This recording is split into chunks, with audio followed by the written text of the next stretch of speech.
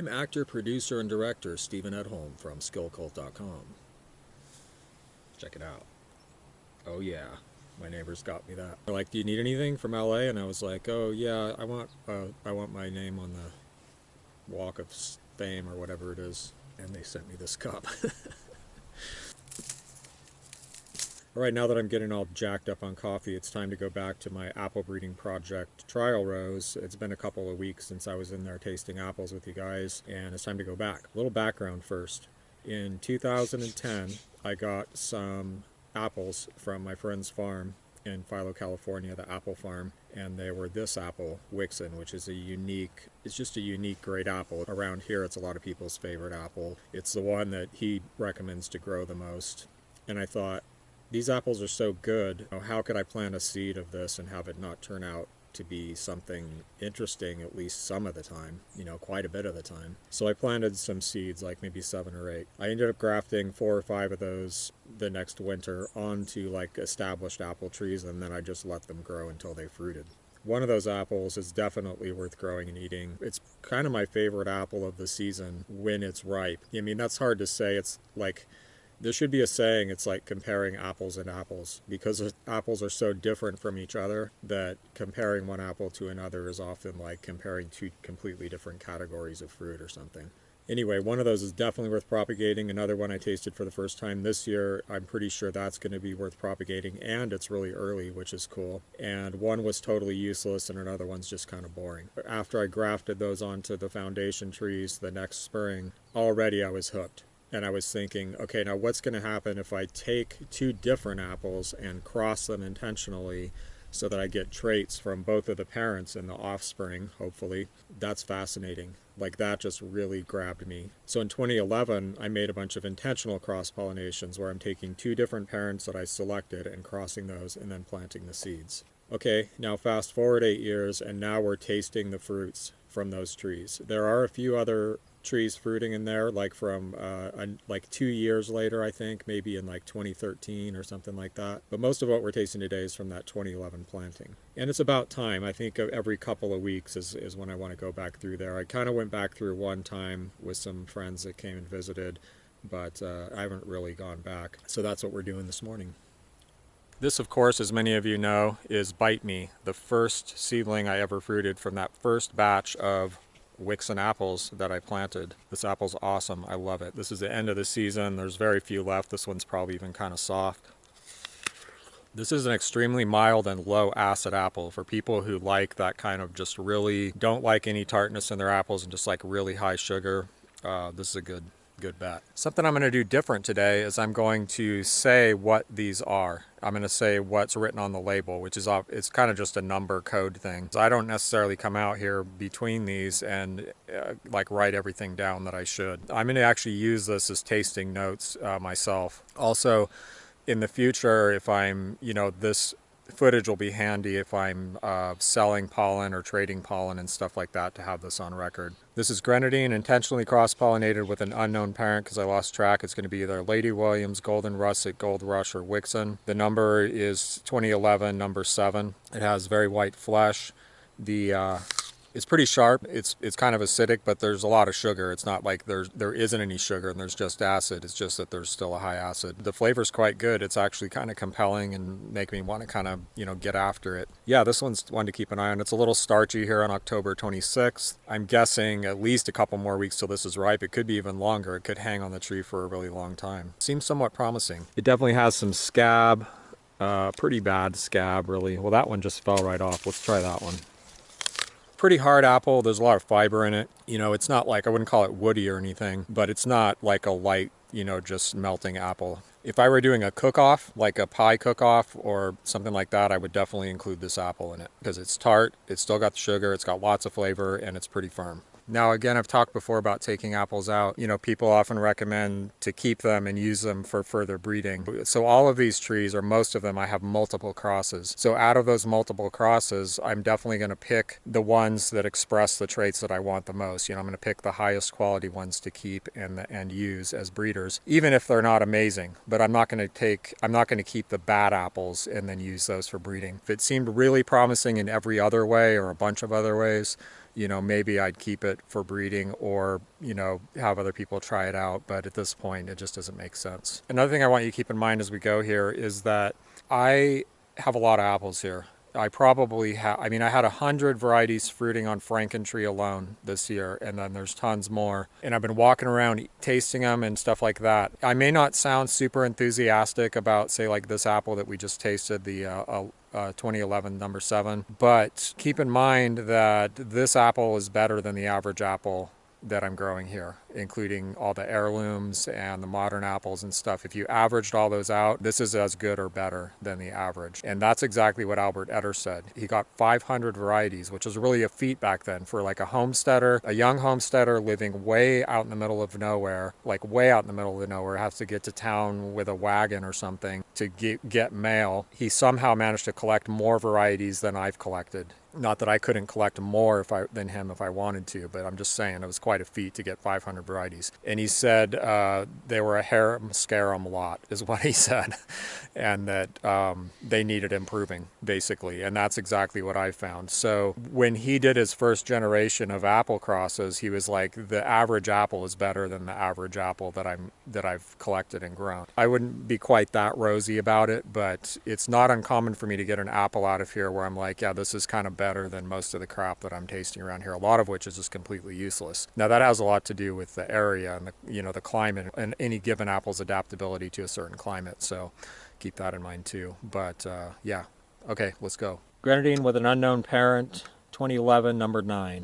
This is a yellow apple. It looks like it's a GOLDRUSH cross because it has these, which is something that Golden Delicious has, and GOLDRUSH is a Golden Delicious offspring. So I think we're seeing the Golden Delicious genes assert themselves here. All right, let's go.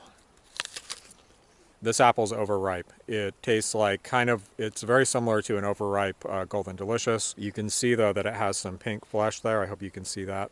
It's good. Actually, the flavor is really good. It's just the texture's gone kind of soft and mealy. I mean, it's not horrible. Like I could definitely eat it. If I was out hiking and I found these, I would eat a bunch of them. But the flavor is very nice and it's very sweet. It's a good sized apple. It's a nice looking apple. Let's take a look at the scab. This has some sunburn.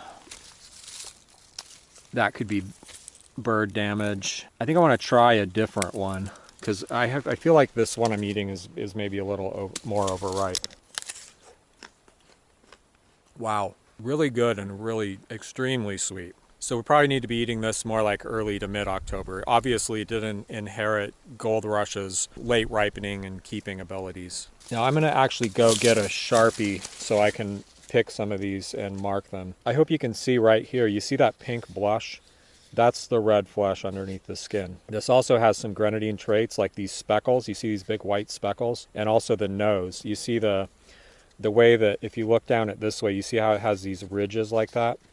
That's from grenadine, and sometimes they'll be almost like a Roman nose, like sticking out the side. So this shows traits of, multiple involved parents. I mean, I'm like 90% sure this is a GOLDRUSH cross. And it doesn't really have that weird yellow apple taste that a lot of waxy yellow apples get. So this is actually somewhat promising. Okay, so this is what I'm talking about.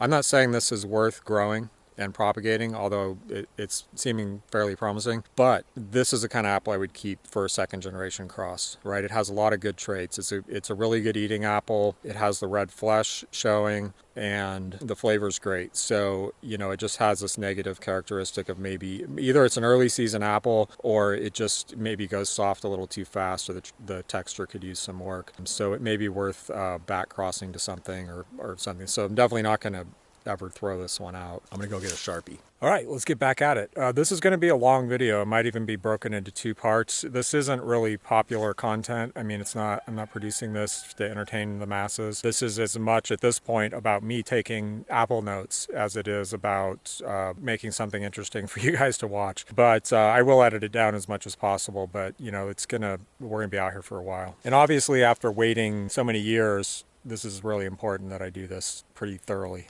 This is Grenadine with an unknown parent, 2011 number 6, and it looks like almost for sure this is a WICKSON seedling. So this is WICKSON and Grenadine, almost for sure. I can say that because of the shape and the color and this sort of translucent yellow look to it, the size.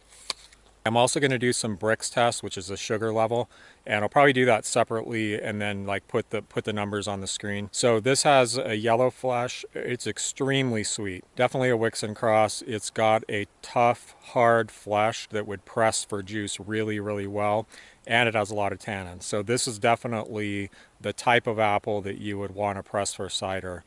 For hard cider or for juice. It's going to press out really clean. It's super, super sweet, and it has a high tannin level, which really adds a lot to the flavor and mouthfeel and character of cider. Promising. This is definitely a keeper for now. I see some scab here, but it doesn't look too bad. They're nice looking apples. They seem ripe. I mean, I'm not saying they wouldn't get even more ripe, but maybe we'll test the starch level too. The flesh is really tough. It's almost woody.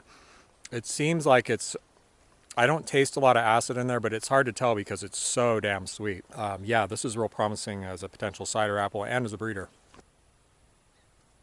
Here's an apple that I was real excited about early in the season, but it just has shown a lot of propensity to sunburn, and I don't think it really has turned out that well. It looks like there's some water core right there.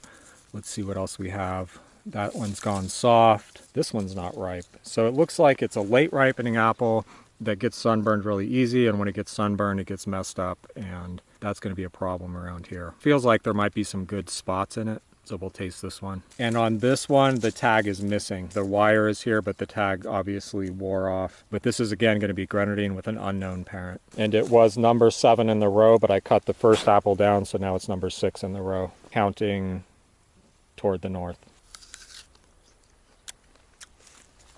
I think we'll try this one right here. Nope, that's soft.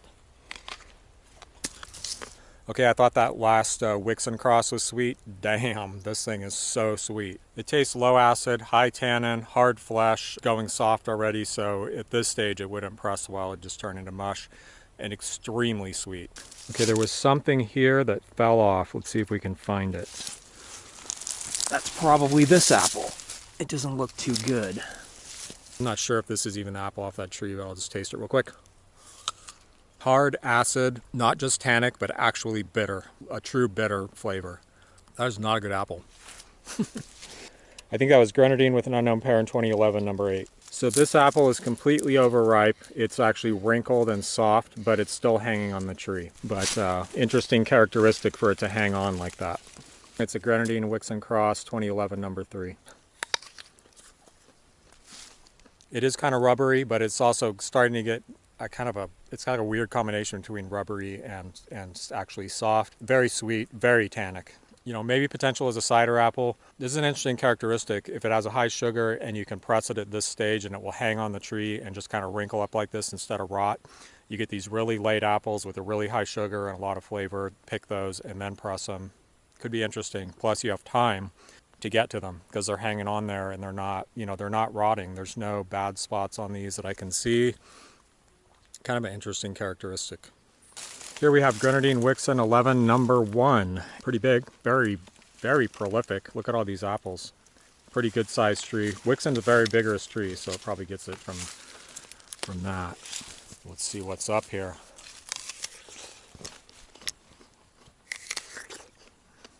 Pretty average apple. It has an apple-y flavor, like a red apple-y flavor, I would call it. The riper specimen, maybe a little bit more so. Fairly sharp, but also very sweet. Again, like a fairly high tannin content. And a lot of these, it comes from grenadine, because grenadine is really quite tannic. But also keep in mind that it's the growing conditions. Apples under stress like this, that don't get a lot of water, they don't get a lot of food, they're not just like all pumped up.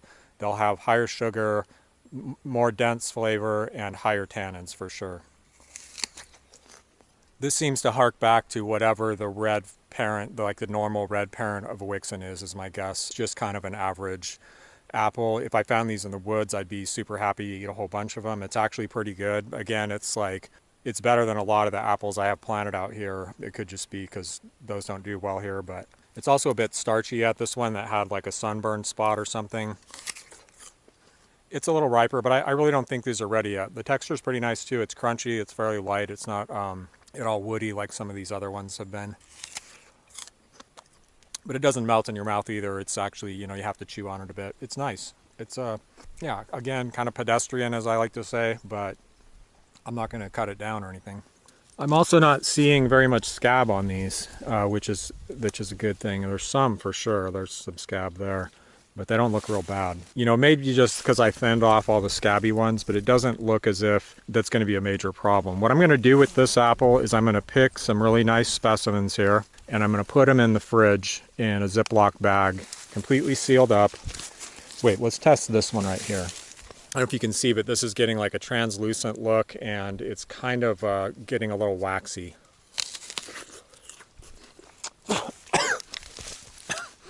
Do not inhale the juice. Swallow the juice. By the way, when I'm out here testing this stuff, I'm not eating all this. I spit most of it out. I swallow a lot of the juice, but I'll even start spitting that out after a while. You know, I think if this is put away in the fridge, you know, who knows? Let's find out. I'm actually going to pick quite a few of these to put away because there's just a lot of them, and they're really nice. They're really nice, actually, you know, in terms of just being good specimens.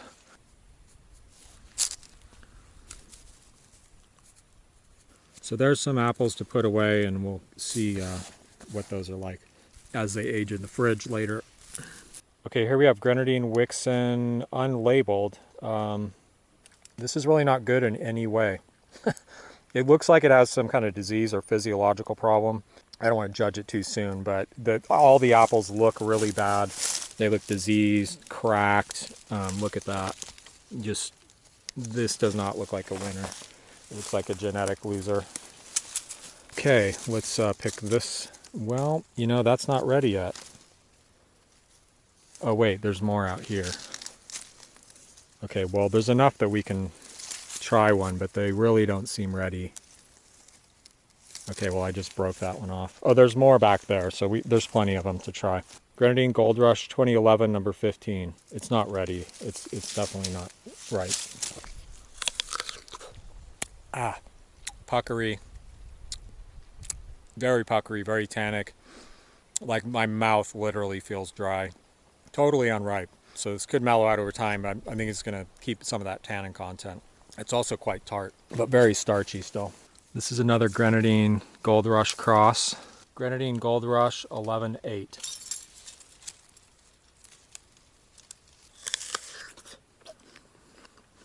Another very tannic apple, noticeably so. Like my mouth again feels kind of dry. I can feel like my gums sticking to my the inside of my mouth. We're finally getting into some pink flesh here.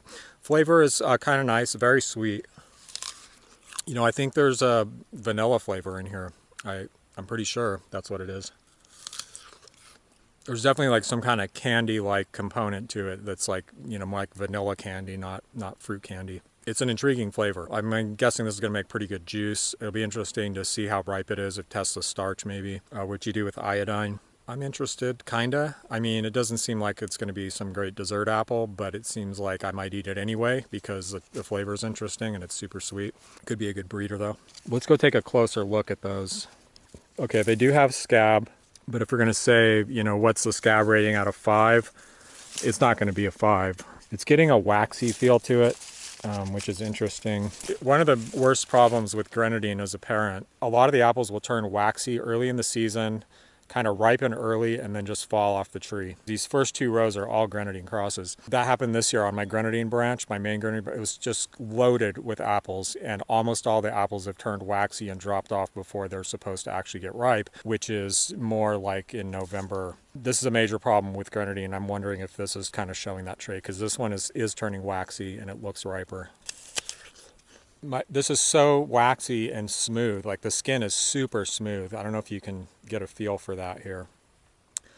That my teeth slipped off the skin. Like when my top teeth there, when I bit into it, they slid sideways off the skin because it's so slick and waxy. So what can I say about this apple for sure? It definitely has some kind of candy-like component that I would compare more to like vanilla, cotton candy, you know, that kind of candy. And the high tannin, you know, it definitely dries your mouth out. It definitely makes me want to get after that flavor and keep tasting it to try to figure out what's up with that. There's another apple that seems like maybe it's not quite ripe, so I'm going to put some of these away in the refrigerator as well. So another note on these, I remember this apple now. We actually tasted this another year, or I did. I don't know if I did it on video or not. And it was actually a good size apple. And it had more of this characteristic with like these speckles and more of like a red flesh showing through. So that just goes to show that it's hard to judge in the first generation, like especially in these rows where conditions are really harsh, the size and total qualities of an apple. So this tree produced a lot of fruit this year, and on this other branches over here, the fruit are really small, and on a different branch, they're a little bit larger like this. And then the first year it fruited, was like one that was actually a good size, kind of normal sized apple. By the way, if anyone knows something, has an idea of how to do this without writing on these with a Sharpie, I need to find a different way, because yeah, this is gross. Like, I don't want to eat whatever chemicals are in this pen. Okay, so there's a little collection I can put in the refrigerator for, to ripen in the fridge instead of out in the field. See how they do. Well, here's a real interesting looking apple, but this is the only one on the tree that actually looks any good. This one's real speckled, not a lot of stripes, whereas this one's really striped. But most of them are just really stunted, looking like this. They obviously aren't going to ripen well. That could just be because this is its first year, but let's try this one anyway. There you go. This is Grenadine Goldrush 2011, number 17. I have a feeling this might shape up next year or the year after that. Now it's kind of woody, very tannic, but it does show some red flesh, and I really like the looks of this one right here. And I'm hoping that as the tree matures into itself and gets its roots under it, that more of them will actually look like this. Here's one I've been keeping an eye on since last year, Grenadine Goldrush 11, number 5. It seems like it's kind of ripening earlier this year. You see how these are all turning waxy? I mean, that usually means that they're ripe, and almost everything on here has that look. Again, it could have inherited that potential from Grenadine, and it could be that, apples like this over here, which aren't really as ripe and aren't waxy, might be more of like what they'll do sometimes, like ripening later. But let's try one of these waxy ones and one that's not so waxy, like these down here. Okay, we'll start with the less ripe looking one. Very interesting. Okay, this is weird. Like last year, it's very, very sweet. There is a strong aftertaste, lingering aftertaste of tortillas, corn tortillas. Tastes like eating a really good fresh corn tortilla. Yeah, maybe like a little bit like toasted corn, like popcorn. I have a feeling this is not going to have that flavor. This one's quite a bit different. It's actually sharper. The texture is great. It's like kind of crunchy, but it breaks up into pieces. It's very, very fine grained flesh. I'm not sure if that tortilla flavor is not in here or if I'm just unable to taste it anymore, but this is an apple worth eating. I'm going to pick some of these too and put them in the refrigerator and see how they age. I wanted to keep my eye on this apple, and I still do after tasting it this year. Another thing I can say about this specimen is it has a really nice acid balance. It's a sharp, refreshing, but very sweet apple. So there's, it tastes more refreshing and fruity and sprightly because of that. So actually, I'm going to pick most of these apples and store them because I don't think they're going to get better on the tree at all. Quite the contrary. So it's looking like this is a mid to late October apple. Okay, what's up with this one? This is a red fleshed apple, I think. I think I remember tasting this one. Let's pick this one. This looks like a red fleshed apple. It looks a lot like Rubaiyat. I'm interested. I'm curious about this one. Let's taste that. What is it? It's got a good size, partly because there's only a few apples on the tree, for sure. Grenadine crossed with Golden Russet 2011, number 4.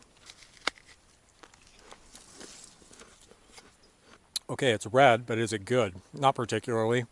This has a flavor that I would call herby, that I associate mostly with oregano or thyme. This isn't actually an uncommon flavor in apples, but it's usually because they're not ripe. Like Lady Williams will have it real strong right up until it's ripe, and then it goes away, and I've seen that in other apples as well. So yeah, I would call it like an oregano flavor. The flesh is kind of hard and not awesome. It's kind of dry feeling, and it's got like a lot of tannin, so it's really drying. It's a nice apple in multiple other ways. It looks nice. It's got the red flesh, so it has some interesting genes in there. We'll just see how it develops, but for now, not impressed. Maybe it'll improve though as it ripens more. But I don't think it's going to, because the texture is already kind of weird and not that pleasant, and I doubt that's going to improve. It looks like some of the specimens are a little sunburned. There's a few there, we'll see how they develop. Okay, next. Okay, I think that's a 7. So I think this is Grenadine GOLDRUSH 2011 number 7. It might be a 2. That could be a 2. I think it's probably 2. Kind of getting waxy. It's looking very ripe. It looks like it's doing that grenadine turn waxy and ripen early thing, but maybe that's just what this apple's gonna do. I'm gonna pick 2 of these. All right, let's see. Very tannic again, just like grenadine, probably more so. It does have some of the berry flavor, which is I haven't been really running into that much here, even the ones that have red flesh. Also, it's worth noting that it's when we got into the Grenadine GOLDRUSH crosses that I started to get a little bit more red flesh, I think. Texture, at first I thought it was nice, but then it's kind of already getting a little, I don't know, kind of mealy or something.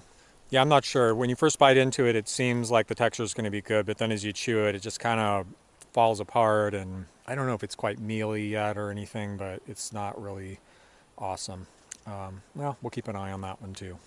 Okay, this is one of my most promising apples this year so far. It's Grenadine GOLDRUSH 2011 number 2. That's what I said with the last one. This one is real flat like this, and it's just beautiful. It's got all these really cool russety markings on it. Every one I've bitten into has been intriguing. It's just gotten better as it's ripened, and I have a feeling that this one's pretty close to prime. It's very, very firm. I also picked some of these and put them in the fridge already earlier to try to get some that are like a little ahead of when they're perfectly ripe to see how they age. Like, I don't even want to taste this one because I want to take pictures of it. Taste a different one and pick a couple of these to take pictures of. And there's just no need to mark that one in terms of identifying it by sight. Very obvious.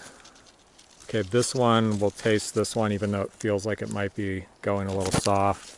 Yeah, I want pictures of this one too. I want pictures of those too. It also has this weird deep stem well. You see that? All right, here's the other Grenadine GOLDRUSH 2011 number 2.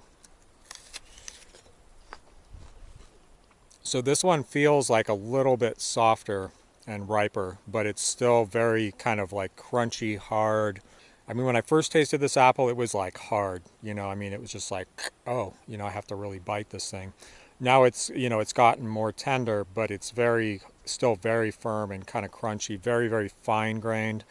I fed this to someone about, you know, like 5 days ago. These people stopped by to visit, and they commented on the texture without being prompted at all. And we're also, you know, fond of it like I am. So I wouldn't say there's anything particularly intriguing about the flavor. It's kind of more the whole eating experience, the high sugar, the texture, the look actually honestly is part of the deal for me. It has a good measure of like slightly bracing acidity, but with tons of sugar. It's very, very sweet. So I'll be interested to see what the Brix reading on this is. It's over 20, I'm pretty sure. Okay, this is one of the reddest fleshed apples that we tasted in the last tasting video a couple weeks ago. This is Rubinet 2013 number 1. It was very productive. It seemed pretty good with the scab, or was it even immune? I can't remember, but it has really bad burn knot. You see that burn knot on there? That could be a deal breaker right there. Anyway, everything's fallen off the tree. This is obviously overripe, this one here. But this one I picked up off the ground seems somewhat like it might be okay. So let's just taste it. It definitely hasn't improved any. It's done what a lot of red flesh apples do, which is go soft as it gets really ripe. It's still not very sweet, really. Still thinking, yeah, maybe like a cooking apple. Possibly good for breeding. So I made it through one row. I have another whole row of 2011 crosses and then a few other random apples. So hopefully I'll get back out here right away and I don't let any of the apples that are ripe now get, you know, past me too far.